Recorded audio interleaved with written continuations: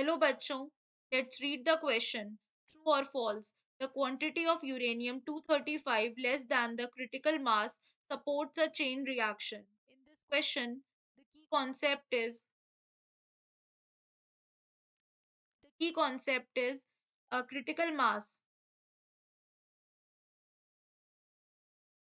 Basically critical mass जो होता है it is the minimum mass of फिजनेबल material, it is the minimum mass of फिजनेबल material that is required to sustain a chain reaction, that is required to sustain a chain reaction.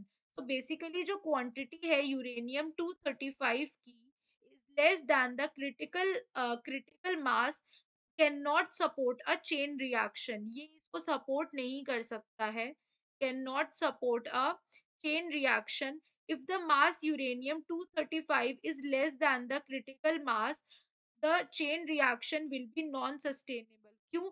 Because it is the minimum mass of fissionable material required to sustain a chain reaction. और जबकि इसका क्या है, एक higher मास है, तो यानी कि ये सस्टेन नहीं कर पाएगा, तो यानी जो स्टेटमेंट है हमारा which this is a false statement, क्योंकि ये क्या कह रहा है कि इतनी क्वांटिटी पे ये sustain less than the critical mass ये सस्टेन कर जाएगा, तो अगर मास कम होगा तो ये सस्टेनेबल नहीं रहेगा, क्योंकि वो उसका क्रिटिकल मास से कम है, तो अगर वो कम होता है क्रिटिकल मास से कोई भी, तो वो सस्टेन नहीं कर सकता है, क्रिटिकल मास का रिक्वायरमेंट होता है to sustain a chain reaction.